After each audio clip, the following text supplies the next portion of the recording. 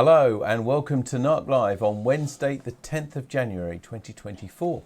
Coming to you live from Norfolk on the east coast of England with, I'm pleased to say, back Tammy M0TC. Hello. And me, David G4WNC. Lovely to see you. On tonight's show, we've got Mike Richards, G4WNC here, who's going to give us an introduction to the exciting VAR-AC application. We share some club news and pictures from you. And we find out what on earth this is. We've had quite a few entries, but if you didn't get round to emailing us, then you've got time to put it on to BATC or to Facebook, and we'll read it out with the answers in a little while. First, we've got a bit of club news for you, and starting off to talk about contest news, because the club has been doing well with contests. And there's another RSGB AFS contest this Sunday. And this time it's data modes on 40 and 80 metres between 1300 and 1700, between 1 and 5 p.m. this Sunday.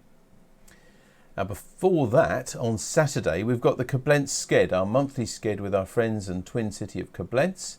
Here we are, a nice new updated 2024 edition of the slide. We're on 7.123 megs though, not 2.024 megs. 7.123 megs, plus or minus a bit if it's noisy, and also a local talk-in on 145250 megs. And as always, everybody's welcome. That's Saturday at 10 a.m. Now, you know I've been saying it for several weeks now, but just to remind you, if you are a NARC member or were in 2023, you do need to renew now. Hopefully you'll renew and join us again. All the full details of that are on our website, and how to pay and everything else. Now, a couple of bits of club news for you. Firstly, we've got these cameras. Now, I did put it in the newsletter last week. These have been offered to me by a friend. They're high-end Bosch composite video cameras, the sort of dome cameras that you often see in places. You can just see the sort of yellow plug there, which is the composite. Some of them he's got domes for as well. So if you're early, if you're a quick responder, you can ask for one of those. Don't do it here though on Facebook or whatever. Please just drop us an email to the usual address, which you know I'm sure is radio@dcpmicro.com. It's on the website, and we'll be showing you the email address in a moment. But there we are. They're second hand, but they're absolutely free. Okay, I've already had a couple of people wanting them. But we've got 8 altogether. You may be able to get more than one as well if that's useful to you, if there's less than 8 people who want them. So they're the Bosch cameras. Do let me know. And not much news from you this week, except this from Steve. He said, just for the general interest and the latest news, he attaches a photo of the security system he's fitted to his Citroen Amy EV. It's apparently cheap to run, just a few dog biscuits. It's very secure and is apparently Thatcham certified. Pedigree Chum certified, I should think. Isn't it lovely? Both the car and the doggy. Lovely job. Thank you very much for sending that, Steve. So Tammy, Little People, I haven't seen it this week at all, so I look forward to seeing that. People. What's your Little People? Have you ever wondered what parts of the world look like? I see what they've done there. What's happening in the middle? It's Godzilla, is it? Not King Kong? No, Godzilla. This is the bit which you hate, because I then say, oh, look at that chip there. That's an AMD processor or something. Oh, don't you start. SMSE. It's lovely. That is good, though. It does look like the sort of skyscrapers and things like that. It's just amazing. And you can look at an everyday object. That's probably a motherboard from some computer, isn't it? Anyway, thank you very much for bringing us that, Tammy. Miniature-calendar.com, a new picture every day they post, and this lovely Japanese website, and Tammy picks one for you every week. So, as I said, we haven't had much news from you, so do keep in touch. We don't meet, in fact, for another 2 weeks from tonight, so you've got plenty of time to get us some pictures or some things. I just remembered. What? Just remember, but we'll do it next time. We went out for a walk yesterday morning, didn't we? First time we've been out for a walk for a while, because you haven't felt well. Remember we took a lovely bit of video. The weirdo video, yeah. Yeah, so we'll keep you in suspense of what we saw, but it was quite interesting, I think. It's not quite a what on earth is this quality, but I think it'll interest you, and we must show that next time. Anyway, do keep in touch. This is the address to send anything to, radio@dcpmicro.com. And if you want one of those free Bosch cameras, you better pick it up from me at the CNS Club, or you can pick it up from me at home here if you want to. Just let me know if you'd like one of those. They're completely free. Radio@dcpmicro.com for anything for the club or the show. Now let's go to that competition. And last Wednesday we asked you, what on earth is this? Do you know what I thought? I did come across, I better not say what it is yet, but I thought that this is going to fox a lot of people. We aren't going to get many entries to this. I'd never seen one before a few years ago, and you know why. But you didn't let us down. Let's just have a look on here if anybody has put anything. I don't think so. No, okay, no. Nobody's put any entries. So, got plenty though that came on the emails. This starts with Martin G7UGB. He says, I think the mystery item this week is an ultrasonic mist fogger producing module that creates fog in small water features. Bruce G4KZT. This week's object looks like an ultrasonic mist generator. I've seen them used as humidifiers in water features and electric fires to simulate smoke. Jim G4BDW, an Optimist glass disc transducer for flame effect electric fires, sits in water and creates a very fine mist that looks like smoke. It comes with a trademark Optimist. Oh, is it? But we didn't put Stimplex. Oh, right, okay. Dave G1NLQ. It's a small mist or fog maker or a fogger. Christian G7PAC says, I believe the item is a stainless steel ultrasonic mist maker humidifier. Pop it in the water, power it up, and it will create a mist above the surface. Kevin, M0UJD. It's an ultrasonic humidifier unit which makes water vapour when placed in water. Looked great in the old Dimplex Optimist vocal fires. How would you have known that?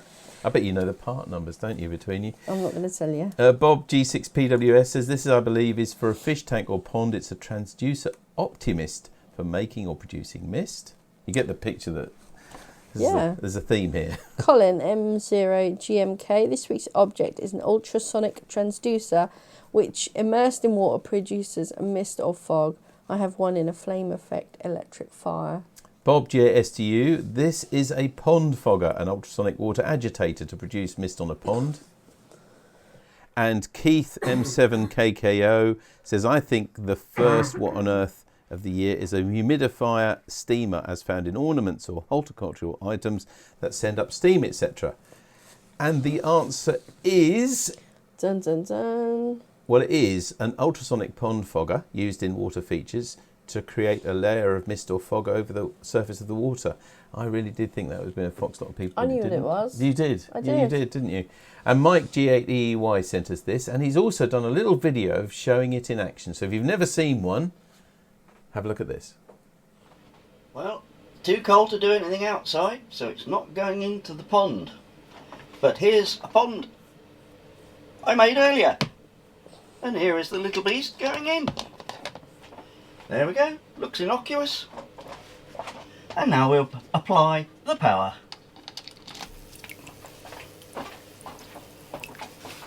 It looks even more eerie with the red. Mm. It's good, isn't it? There you go. Instant fog. It's pretty wicked. Looks like boiling water. But it certainly isn't. It's as cold as when it came out of the tap.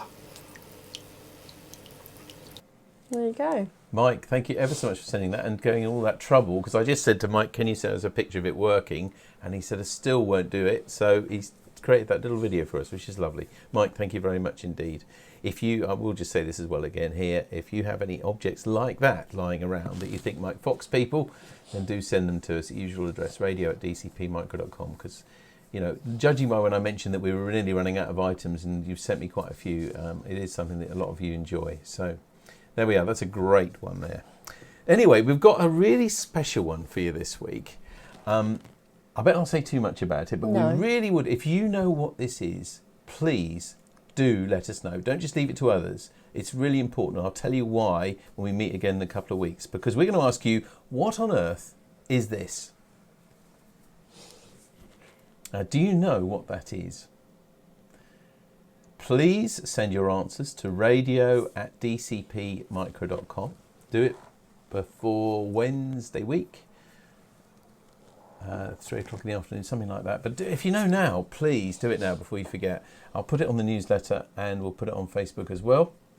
But we would love to know what this is. What on earth is this? Thanks very much.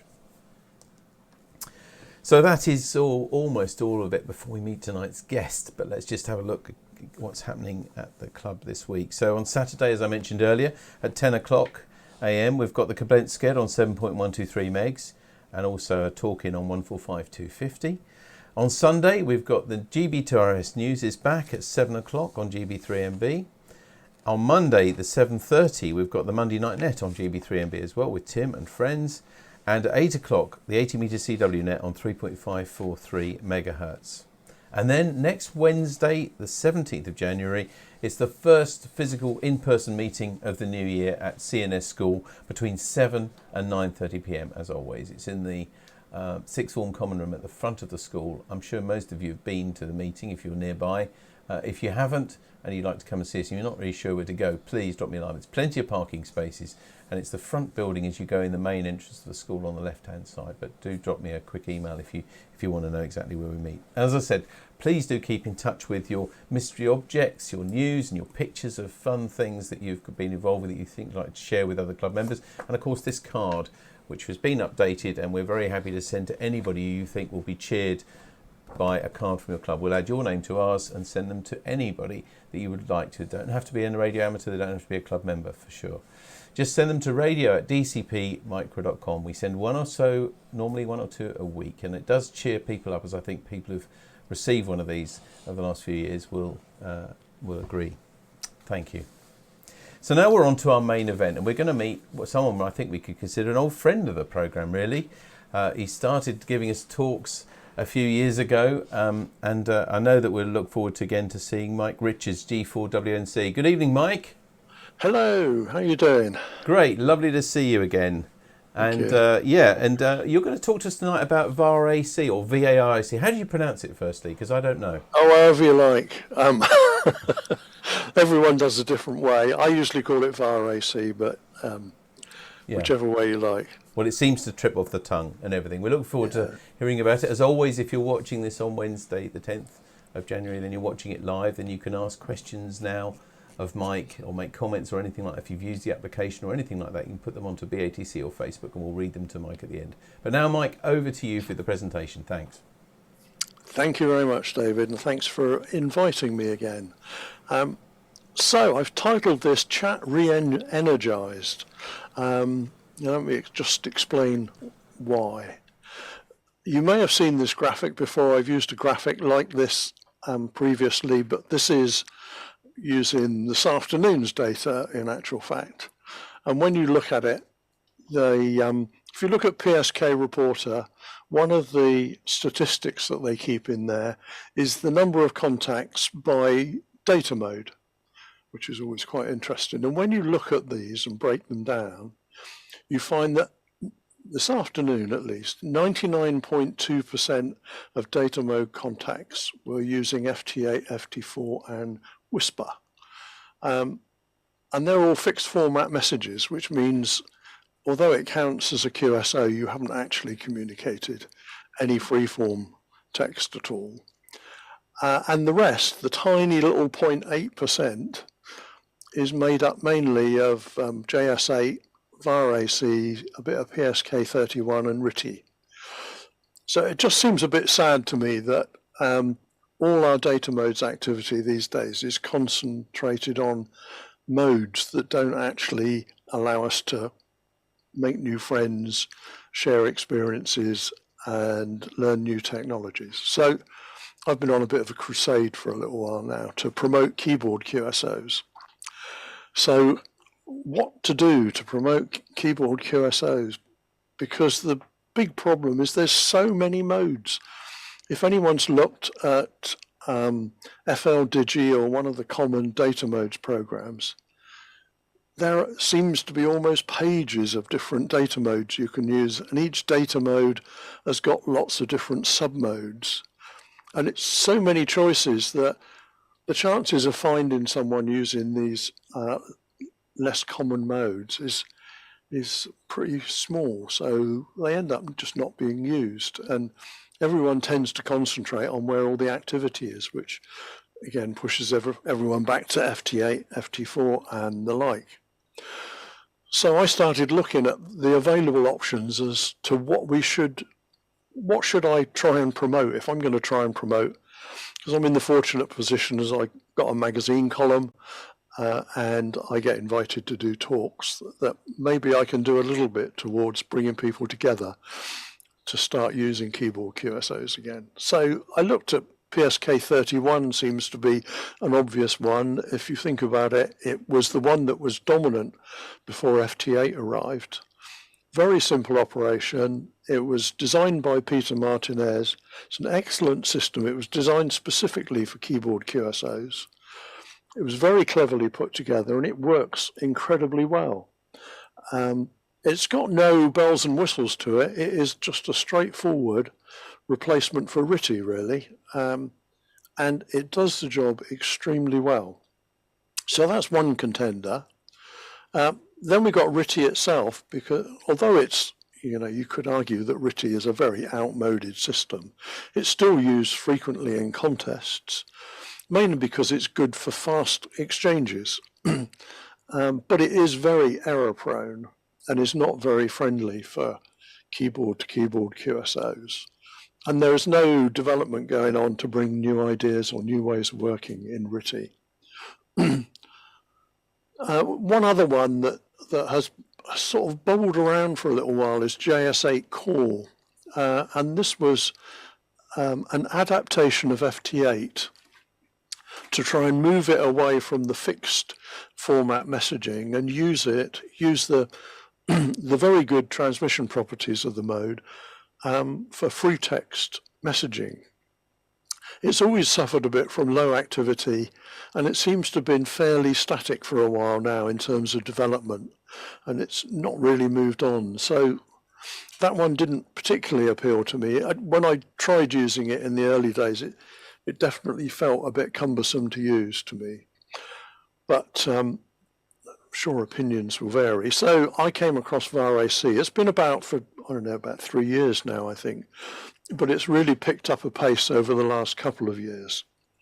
And it's a new mode. Again, it's been developed specifically for keyboard QSOs, which is in its favor. And what I was impressed with is it's got really good use of technology. They've built lots of things into it to make operation easier and to add a few bells and whistles to make it interesting.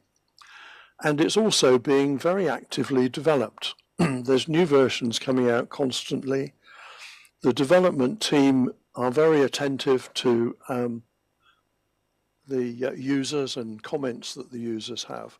So it really is looking quite appealing. So that's the background really to why I decided I'd actually try and promote VAR-AC. So where did it come from? It was originally created by Irad Deutsch, 4Z1AC, but he's got a team of volunteer developers working with him that have really brought this to life. And it is a designated keyboard-to-keyboard chat mode. And they've done lots of things to make the chat easier.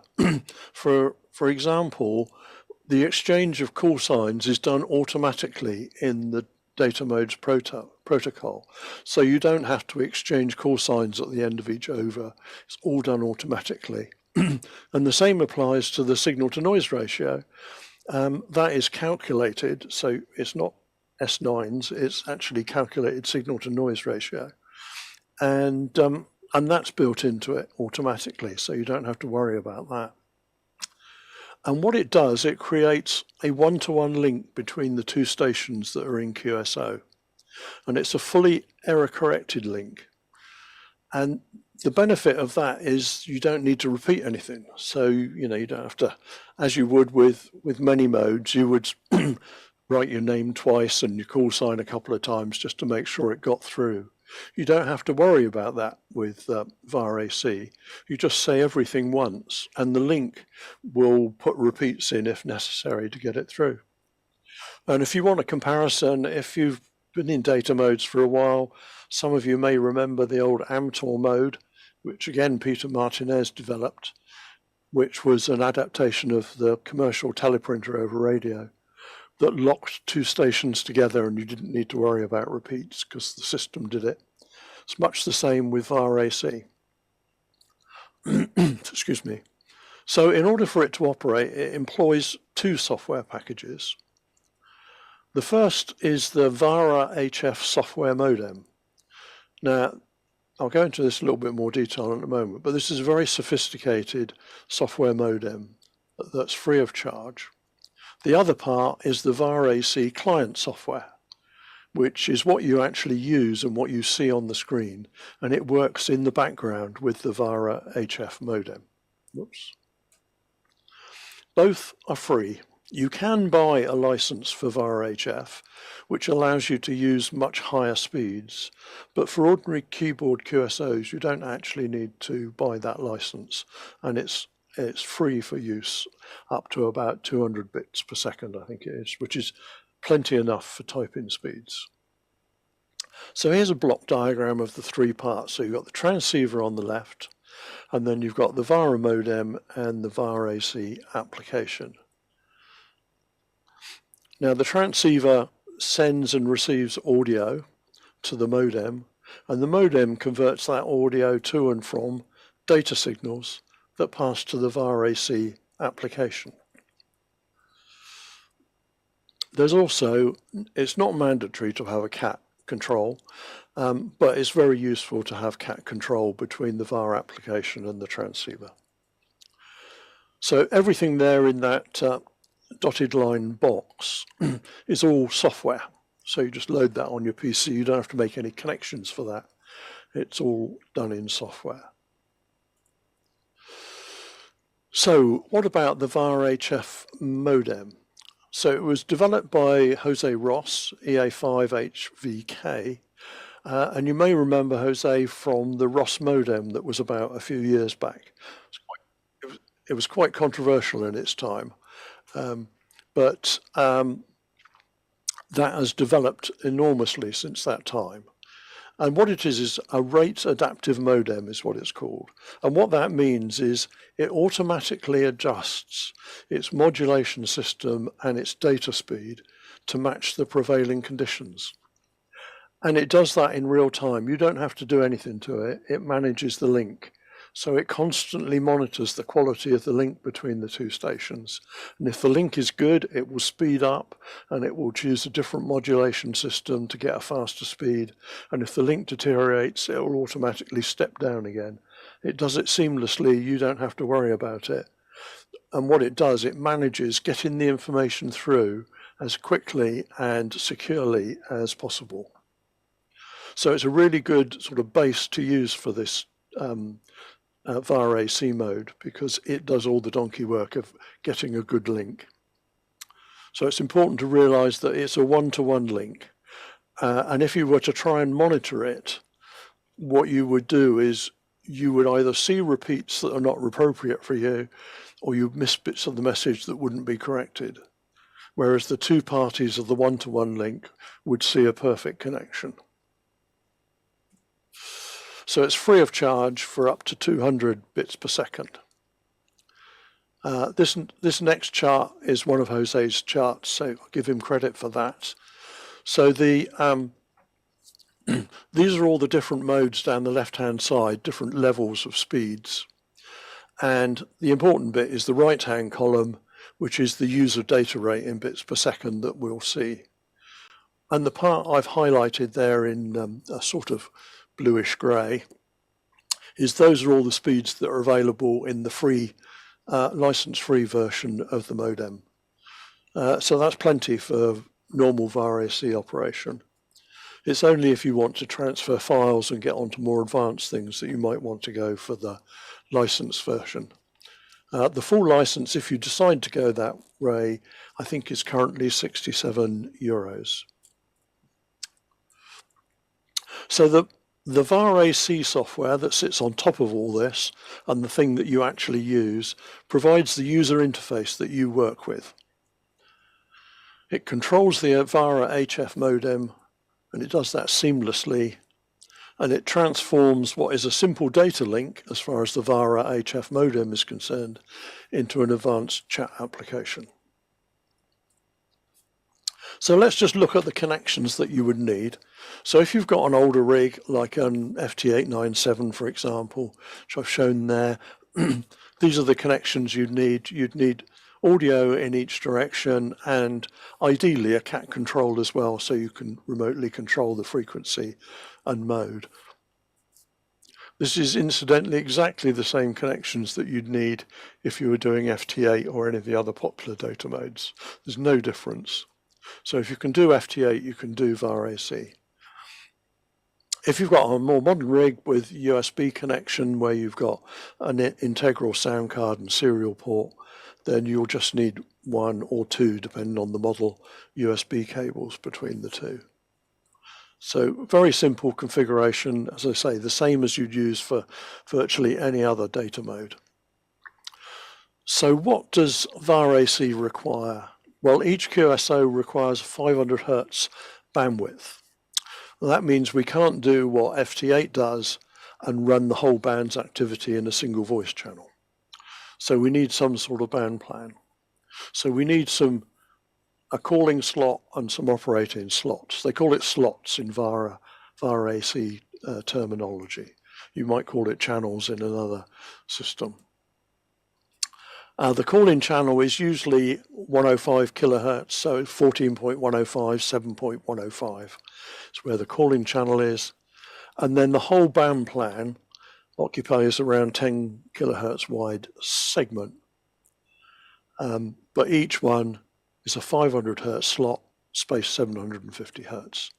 Let me just show you in a diagram how that works. It's probably easier to visualize it. So there's the calling frequency, say on 20 meters. 14105, and then you've got 5 slots LF of that, and you've got another 5 slots HF of that, and they've given these slot numbers of 1 to 5 and 11 to 15 just for convenience. And then the width of that is 10 kilohertz, and so that's 500 hertz slots spaced at 750 hertz, and that's effectively the band plan for like 20 meters, and so all the operation would be concentrated on that bandwidth. So a summary to this introduction to VAR-AC would be that it employs the VAR-HF modem and uses VAR-AC software. They work seamlessly together, so you don't have to worry about the two interacting. And we use standard data modes cables, so it's really easy to do. To say, if you can do one of the other data modes of RTTY, PSK31, FT8, FT4, Whisper, any of those, you can do VAR-AC. And you can do it for free because all the software is free. So how do we get going? So you download and install VAR-HF modem. It's normally the first step. I've got the sites where you can get this from at the end of the talk. And that, if you follow the default instructions for installing it, it will end up in the VARA folder in your C drive. And you do the same with VAR-AC, download and install it. And if you follow all the default options, that will end up in a folder VAR-AC in your C drive again. All very straightforward. They've improved the installer. If anyone had to go at VAR-AC in the early days, the installation was more complex than it is now. They've now got an installer that does it all for you. So it's very simple. If you want, you can install a second copy of VAR-HF modem to provide a monitor on the channel so you can decode other people's conversations that are going on. It's by no means essential. Some people feel it's just confusing having that going as well. And in order to implement that, all you do is you copy all the files out of the C VARA folder and put it in another folder called C VARA monitor. Simple as that. So to help you out with configuration, by the way, this slide presentation, I'm happy to provide it as a PDF, and David can share it via the website or whatever if you want to. So thanks very much, Mike. That's okay. So when you're configuring VAR-HF, this is the panel for the sound card, and this is where you set up your sound card. Simple drop downs. It will list all the devices you've got on your computer, and you just select the appropriate one. If you've got the free version, or you're using the free version of the VAR-HF modem, to adjust the transmit drive levels, you have to do it here rather than in VAR-AC. So you literally just press the tune button, and then this slider will adjust the the drive to the transmitter. The next most important part of the configuration is to put your station details in. So fairly obviously your call sign, your QTH, name, locator, rig, etc. And the one extra field in here, which is quite amusing, is an icebreaker where you can just put things in about yourself, and you can hit that with a single button just to tell the person the other end a little bit more about you. And when you finish, don't forget to press save and exit, otherwise it'll all disappear on you. Now the main configuration is this panel, which I know looks frightening when you first see it, but it's really not as bad. It's quite simple if you break it down into sections, because a lot of this you don't actually need to alter at all. So if we start off up here, this panel is all about configuration of cat control. So in the top left here, you just select how you're going to control the rig. You might use OmniRig or FL rig or direct control, in which case you choose cat and you pick your transceiver from the drop down. In the section below, you tell the program what COM port you're using, speed, etc., all the usual things for rig control. And then over here is where the frequency control is. Again, you would be the same on cat and your rig. And this little section here, this test section, is quite useful because you can alter these two in the drop down, and when you press the test button, it will change your rig to whatever you set that to. It's just a useful way of checking that the link is working before you move on. So it's quite well thought through. If you use an electronic logging system on your computer, then in this little panel you can set up so that VAR-AC will automatically pass information through to your log. So in the drop downs here, there's all the popular logging systems that you can choose, and you can put any details you need to. If you need help with this, there is a help page in the manual which covers all the different logging systems and how to set them up. Next up here is the modem configuration, the VARA modem, and the default settings are usually right, but the only thing to watch is that the VARA file path there, that's where you installed the VARA-HF modem. If you followed all the default settings, it will be there, and so you won't have to do anything. If you decide to have a VARA monitor, you just need to put the path for it in there.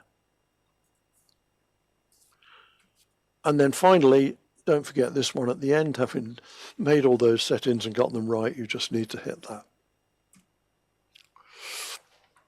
So one thing that's important to note about using plain text QSOs is that it's very difficult for a machine, or i.e. a PC, to extract logging information from plain text. So if you're just typing in plain text and you mention that you live in Ringwood and you mention your rig name and everything, it's very difficult for the PC to accurately extract that information so that it can go into the log. So to overcome this, they use these tags, these angle bracket tags, along with the personal information you entered when you set it up. So for example, if you type angle bracket, QTH, angle bracket, it sends your QTH from your personal information. And likewise with lots of other data that's in there. And those tag marks are recognized at the receive station, and the receive station will extract that information and put it into your log. You'll see how it works when I show you an example QSO in a moment. So this is the panel where you do the canned messages, and this part up here is a list of all the available tags. So you can see there's quite a few there. And this canned message one, by the way, these would be called macros in a lot of other data modes programs, but they've chose to call them canned messages. So this first one, I've got name, QTH, and can't remember, locator, I think, in there. And I've called that my info. So if I press the shortcut key F1 or select my info in the messages, it will just send that information. So it's really quite a simple system. So I set up two essential messages. The one that I call my info, all it has in it is these tags, which is my name, my QTH, and my locator. Because when I first start a QSO, that's the information that I want to go in the log at the distant end. And so by having it in one stored memory, it's just one key click for me, and all that information goes to the other end and is automatically put in his log. And then on the second over, I usually hit the station info, which sends my rig power and antenna. So this is just a simple way of getting those two bits of fundamental information, if you like, to the operator at the other end, but more importantly, in a form that can be extracted and put in the log. So it's a really simple system that works very well. The main VarAC user interface has got two versions available. A simple, which is great with all the basics for new users, and there's an advanced, which has got all the knobs and bells and whistles attached. So this is the simple interface. Now you might think, if that's simple, what on earth's the advanced like? But it's actually quite simple when you get used to it. And you break it down into panels like so. So this little section up here is what I've called the main controls. So this is where you select your operating frequency. You can tune, so hit the tune button and adjust that slider for your transmit power. You can call CQ, you can connect to a dedicated station, you can abort a call, you can end a CQ, and you can send a beacon from there, which I'll explain in a minute. So that's quite a neat little panel. The next one over here is where you'll see all the beacons. Now, because VAR-AC is a relatively new mode, it can be difficult to find people to operate with. And so one of the ways of overcoming that is that everyone who's around on the band sets their station to send a beacon about every 15 minutes. Literally just sends their call out and their locator. And the program will then record that and keep a note of it in this panel. So all the people that have sent beacons out will be shown here. And this time column tells you the time elapsed since they last sent a beacon. So you can see all the call signs of the stations that you're able to hear that are available at the moment. You'll see the bandwidth that they're used to. Virtually everyone HF uses 500 Hertz. And you'll see their signal to noise ratio. So you can see stations that you're likely to be able to reach. So it's a really useful aid. And this is what I mean by VAR-AC having a lot of modern facilities built into it to make operation easier. Now, if anyone calls CQ, that is also logged in this panel. So you'll see all the people that have called CQ will be sat here, along with this time-lapsed column as well that says when they last called CQ. And you can see their signal to noise ratio, so you can see the ones that you're likely to be able to make contact with. So that's just really useful information across there. This panel in the middle, called the data stream, is where all the transmit and receive data appears. So once you've typed your message and it's actually been sent, it will appear in here. All the message that the other operator sends will appear in here. So this is like a running log of everything that's actually going over the air. So that's really useful. Down the bottom here, this is what in RTTY would be your type ahead buffer. This is where you type your messages, where you begin to type your messages. And while you're typing down here, you can edit it. So if you get to the end of a sentence and you think, no, I didn't want to say that, I wanted to say something different, you can just delete it. It won't be transmitted.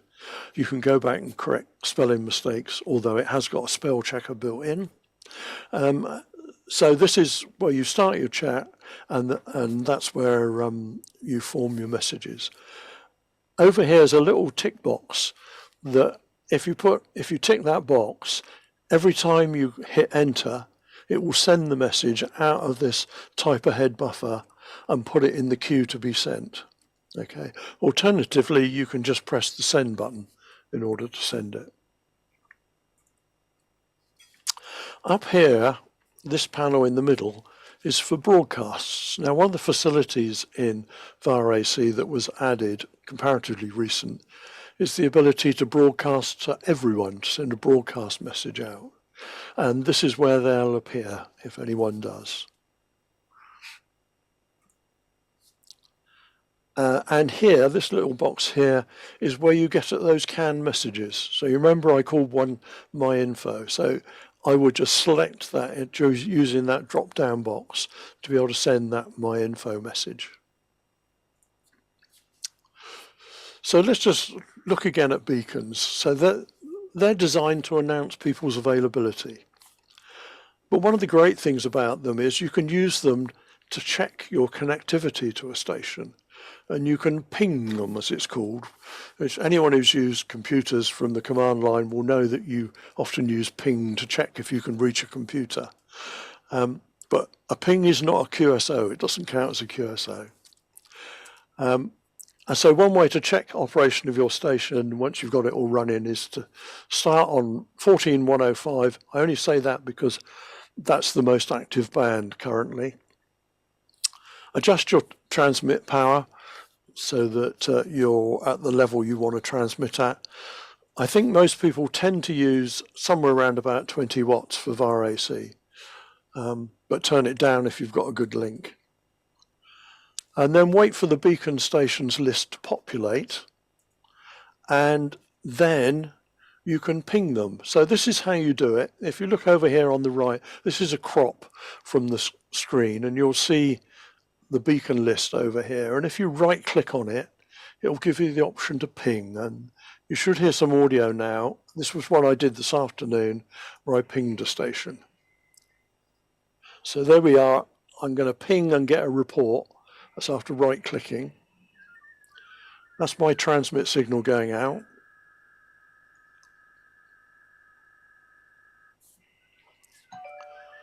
That little ping, and the message comes back to say I'm connected to IU8BZC.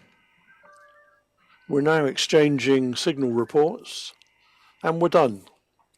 So that very quick exchange, we recorded signal strengths from both ends and have made a quick connection. So you can see it's a really good way. I know now that I've got a very good connection with that station.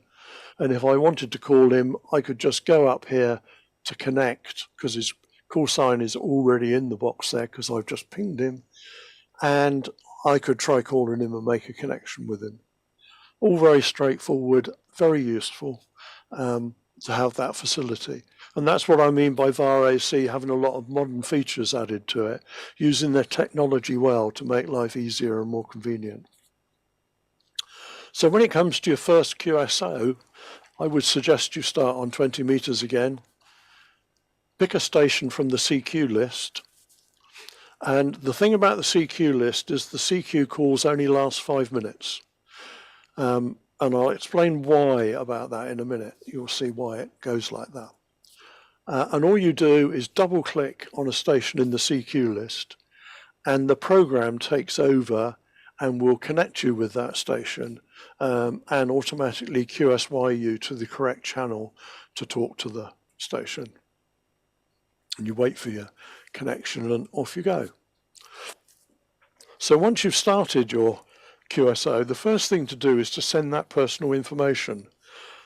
So that's your name, your location, and your locator, QTH and locator. And I usually just send that as the very first thing, and then I'll start typing, good morning, good afternoon, nice to hook up. And then on the next over, as such, I'll send the station info. So that'll be the rig, the power, and the antenna. And that's using those pre-stored messages. Now, one of the things that can get confusing when you're doing free text messaging without having to put call exchanges between each over is sometimes you're not quite sure who's typing next. And what I tend to do is just put BTU in, back to you, when I've finished talking on a particular topic or whatever. But when I finish my over effectively, I just put BTU in. It's just a way of indicating to the operator at the other end that I have actually finished. And when you finish the QSO, you just hit the disconnect button to get out of it, and it closes the link properly and returns you to the calling channel. So now let's look at calling CQ, and this will explain why the CQ only lasts 5 minutes. So you use the call CQ button, which is just there. Start on the frequency and hit the call CQ button just there. Okay. Once you've done that, you will see this panel. Now, it's a very good informative panel because, as you can see, it explains what the VAR-AC slots are and it talks you through the process. So the first thing you have to do is to select a slot or a channel that you want to QSO on. So at this point you don't know which ones are free, so you just pick one, and then you move down to here to the slot sniffer. You need to be careful how you say that. So you go to the slot sniffer and you click on that, and when you click and hold, it automatically retunes your rig to the slot that you've selected, and you can listen and see if the channel's free. If it is free, then you can call CQ. If it's not free, you just go back up here and choose another slot, try again, use the slot sniffer to call again. So then you just call CQ, and then what it will do, it will put 2 CQ calls out, and then it will QSY your rig automatically to the chosen slot. And then it will wait there for 5 minutes. You don't have to do anything else because your call will have appeared in everyone's CQ list. If they want to talk to you, they will just click on it and they will automatically QSY and meet you on your slot. After 5 minutes, it's normal for the rig to take you back to the call-in channel because your CQ has been unsuccessful.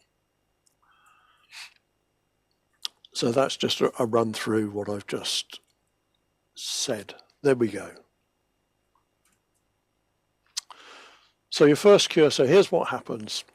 VAR-AC sends 2 CQs, auto QSYs to the selected slot. I'm having trouble with my S's tonight, you probably noticed. It waits for 5 minutes and gives an option to return to the call-in channel. So it's a very well structured and effective way of calling CQ. It really works well. So this is an example of I used this at the RSGB convention, so apologies to those who saw that particular broadcast of mine. So this was on the 13th of October. I think it was the day before the convention or before my talk. The operator was DL4DTL, and as you'll see, I told him I was recording it, and I just had a quick QSO with him. So, so here we are. I'm going to call CQ. I'm going to choose my slot, use the slot sniffer. The slot is free, so I call CQ. There goes my CQ.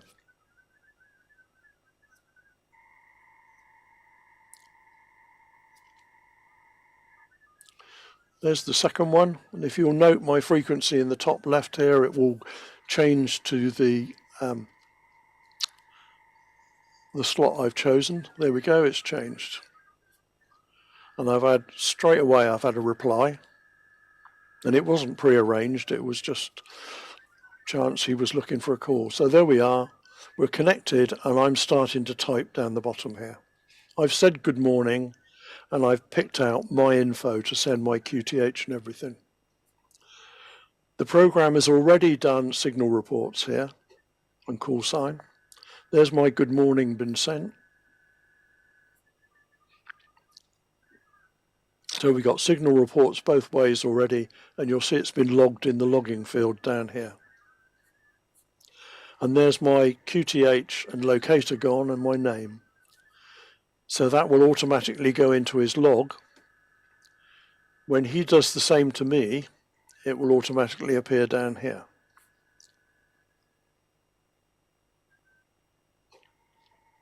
So that's me doing my back to you to tell him that I've finished chatting for the moment.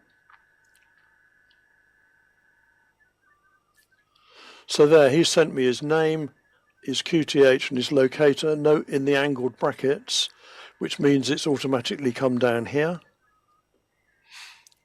I've just copied and pasted his name so I know his name and I don't misspell it. So there's me typing ahead here. You'll notice when I'm typing ahead here, I make a few mistakes because this hasn't been sent yet. I'm doing my slow typing here.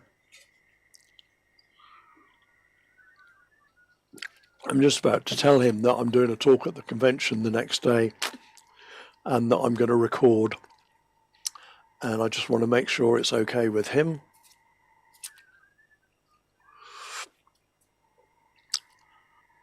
So that hasn't gone yet. That's just me typing. And then I go back and change it. So I thought, oh, I'm doing a talk on VAR-AC, so I've got to put that in. So I change that. And then once I've done that, I hit OK, and you'll notice it's appeared over here now. So now that's in the buffer actually going out to be transmitted.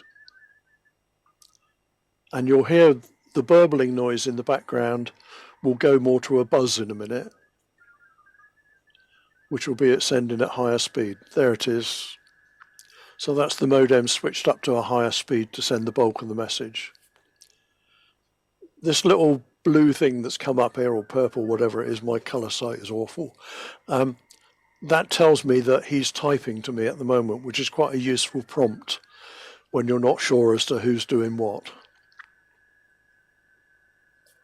So I've now sent my second load of information in the station info, and that's gone. And he'll have that for his log, etc.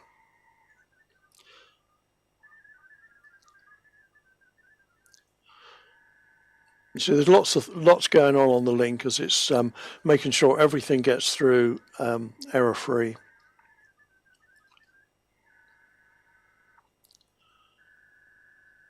So I just said to him, it's been great as a demo QSO, can we just call it quits there? So I didn't want to drag it on.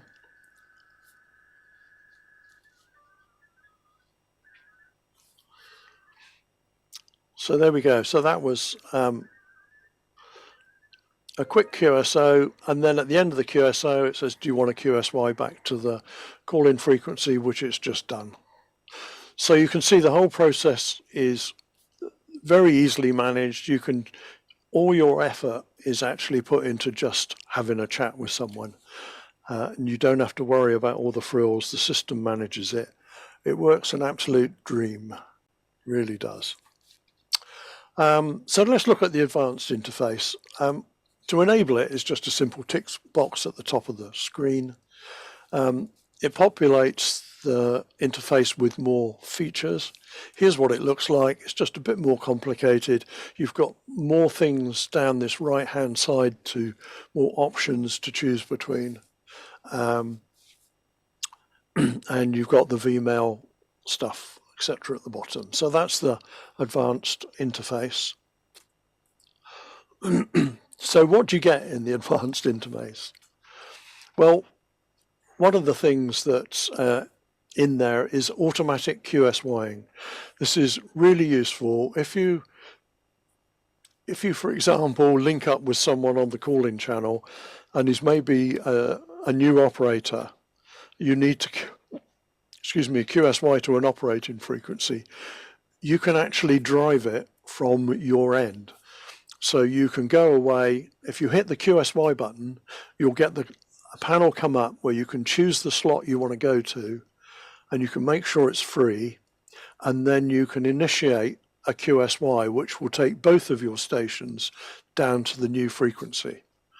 It's very cleverly done. You don't break the link. Although you're running a one-to-one link, it manages the QSY into the new slot very simply, and it works a treat.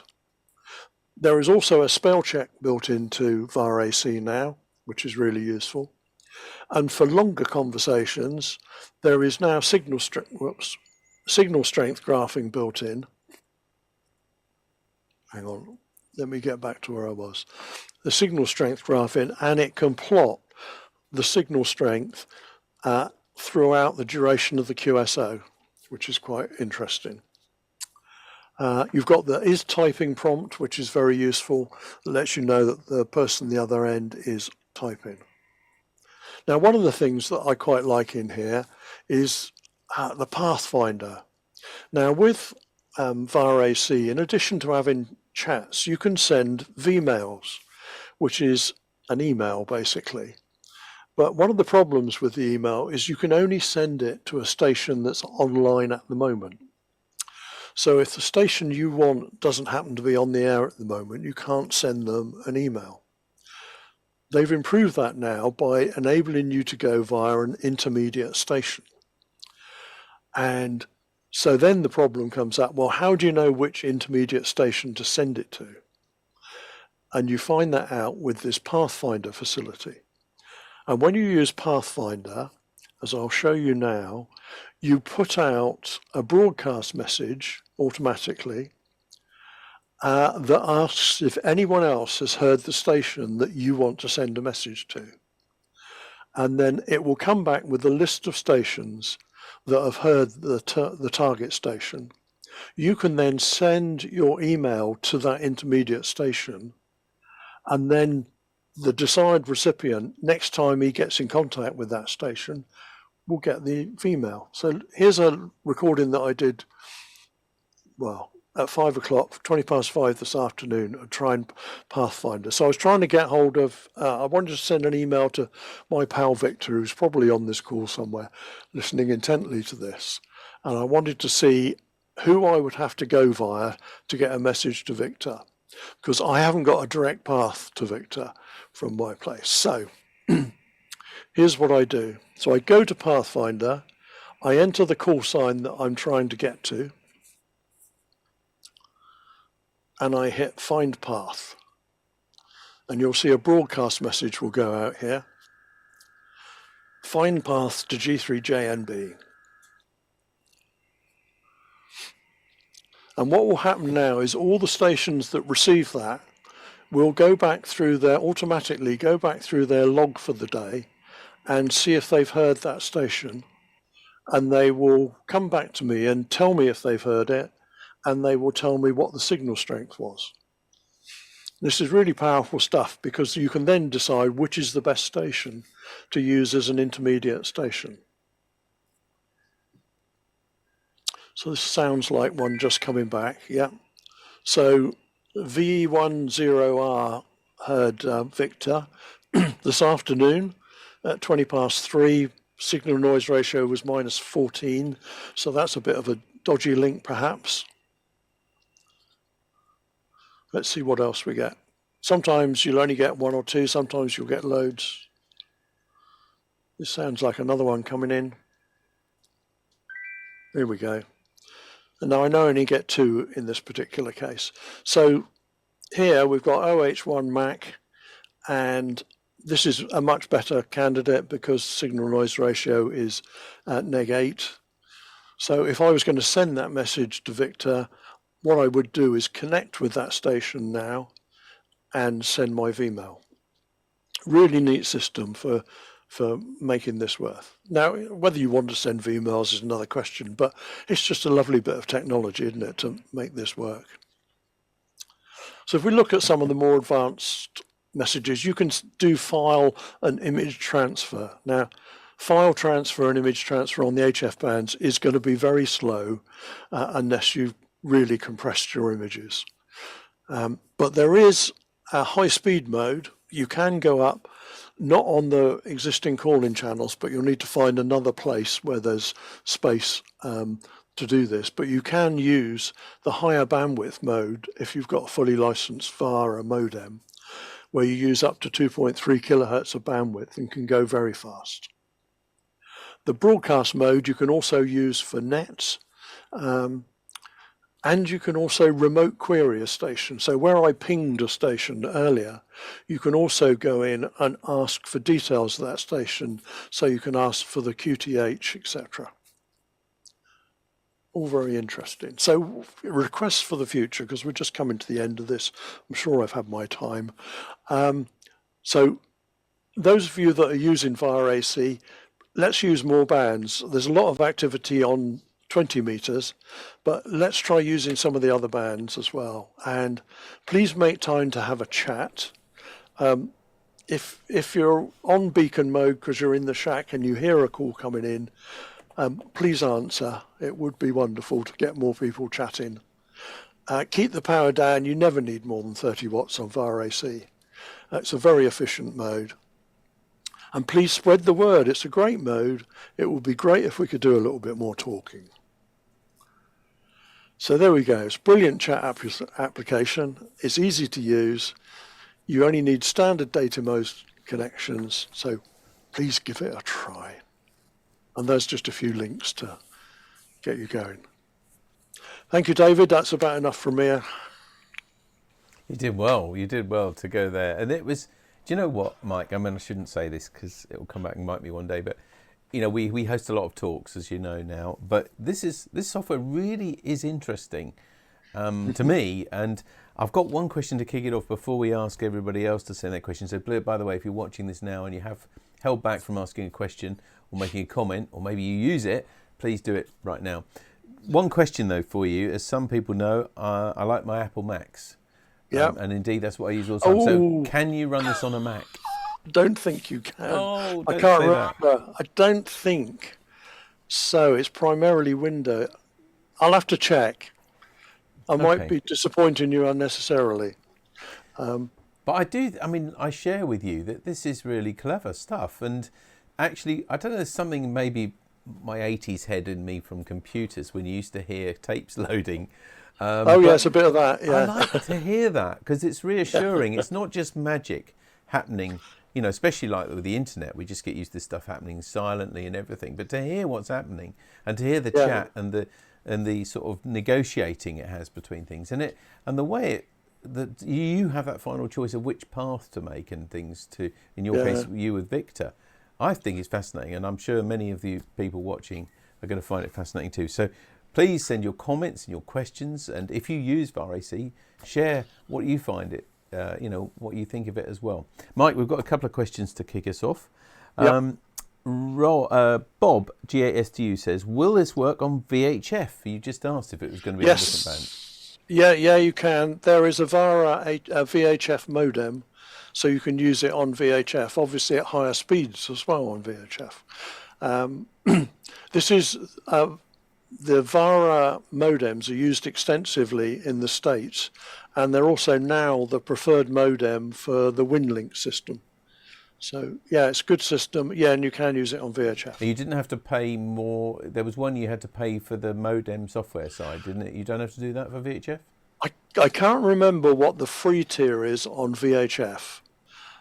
For HF, it's up to 200 bits per second is free. And the more sophisticated modes you have to pay for. I honestly can't remember what it is for VHF. Okay, thanks. And just to link to that, I think people may ask, does it just use the standard data allocations for the particular band that you're on? Yeah, it is. Yeah, we've got calling channels on all the popular bands, But yeah, it's in the data allocation, yeah. Okay, thanks. Got quite a few questions coming in thick and fast now, which is really good. So from Malcolm G3PDH, so does it mean, say, only 10 QSOs throughout Europe at any one time? And he's added a bit to that, with intermittent typing to op channel could be quiet when checking, and then you cause QRM possibly? Yeah, in theory, yes, that's true. In practice, we haven't really had problems. And there are listen periods anyway. You've heard the interaction. There are plenty of listen periods, and if your channel becomes occupied, your data rates will slow down. You'll hear it if you're monitoring audibly, and you can just choose another slot and navigate there automatically. So you can use the QSY to move about. The biggest problem we get with interference is other people riding over the top of us.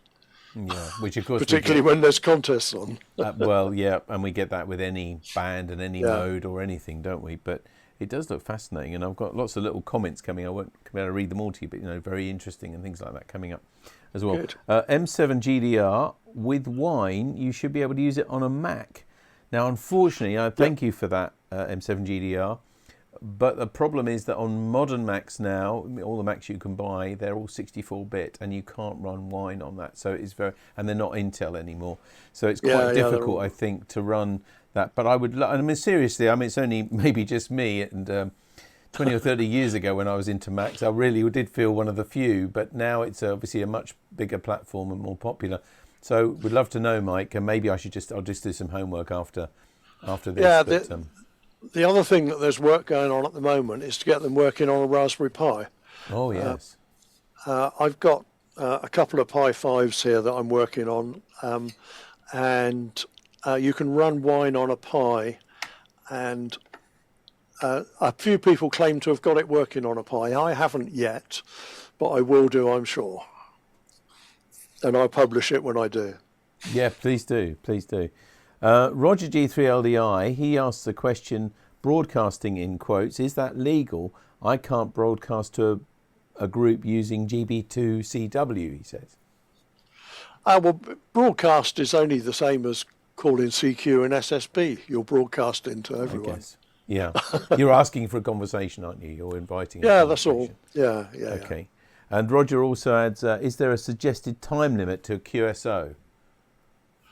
No, there's not. On the call, if you're on the calling channel, because some people link up on the calling channel, and the program will automatically warn you if you're on the calling channel for more than about 30 seconds. It will keep prompting you, you ought to QSY, etc. But Right. once you're on another channel, bearing in mind that activity is quite low at the moment. So if this really takes off and activity gets busy, then there will be some rethinking about band plans and channels and operation and all the rest of it. But at the moment, it's more a case of trying to encourage more people to use it more times. I mean, do you in direct contact with the developers, and do you know how roughly how many people are using it? Just roughly. Well, I mean, is it thousands of people adopting it now, or to eat away at that point? What was it, 0.8% or something that people aren't using FT8? Yeah, it's in amongst there. It's in amongst there. I think when I looked at PSK Reporter, there were I'm just trying to think. I think there were about 300 or 400 live monitors at the time when I looked at it. So that was at that moment. So that's quite a few, really, isn't it? Yeah, there are quite a few about. There's not a huge number in the UK. We could do with more in the UK. We could do more everywhere, to be honest. Because what I really want people to do is talk to each other. And I know this is and I know when you and I first probably met, really, over the COVID, and when people weren't meeting or able to meet or anything, then I know back then you were worried about the number of people just using things like FT8, which of course it serves a purpose, but it doesn't allow people to chat. And I know you're very keen to get people talking again on the radio, and if you don't want to do it by voice, which a lot of people don't actually, they don't really want a microphone, and maybe they're not too good at CW, then this is a great alternative, isn't it? Yeah, well, the type ahead buffer is particularly good because, if you're doing RTTY, you type and it goes. So if you make a mess of it, you feel the pressure of trying to type quickly because you don't want to slow things down. But with the type ahead buffer, no one can see what you're typing in that type ahead buffer. You can rub it out and start again.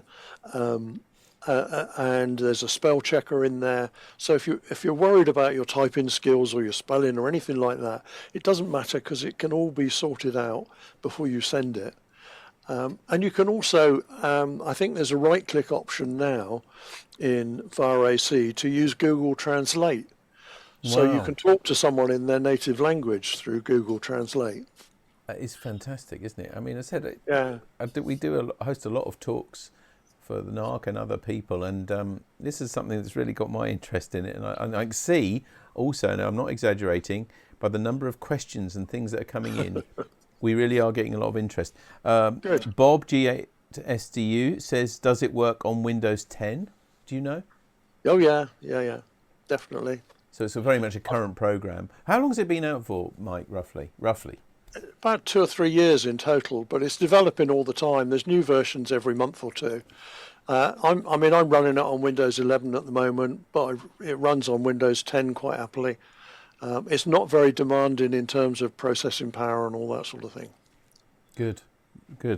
Martin G7UGB says, never used any data modes, but I'm going to give this a try. Many thanks. Oh, there you good go. man. You've got one commit. Excellent. And if you could put a word in for the Mac fraternity as well, then you'll get another couple. I know.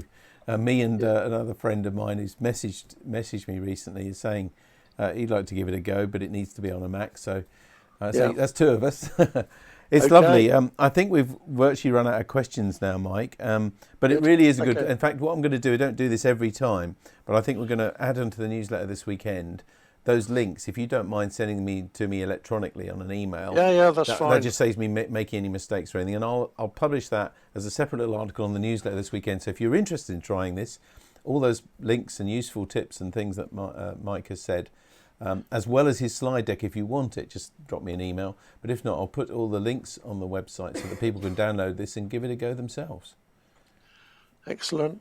Mike, thank you ever so much. It's been lovely to see you again, and thank you very much for tonight's talk. I really do think you're going to inspire some people to give this a go.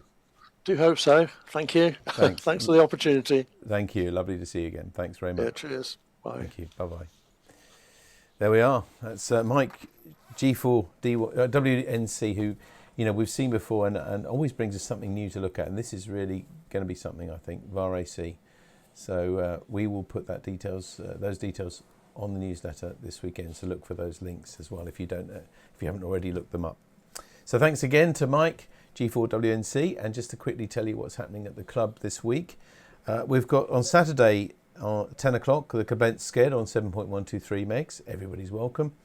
Also a local talk-in on 145.250. Sunday at 7 o'clock, the GB2RS News on GB3MB. At Monday at 7:30, also on repeater GB3MB, the Monday Night Net. And at 8 o'clock, the 80-metre CW Net on 3.543 megahertz. Then next Wednesday, a week from tonight, the 17th, we'll be meeting at the CNS School between 7 and 9:30, our first meeting of the year. Look forward to seeing you all then. Plus, please keep us up to date with your stories, your mystery objects. Do you know what that thing was earlier? That mystery object? We'll put it on on Facebook and on our newsletter as well. If you know what that is, please let us know. And we look forward to seeing you again in 2 weeks' time for NARC Live. Until then, from Tammy M0TC. Bye-bye. And from me, David G7URP. Take care of yourselves. Look after each other. Bye-bye.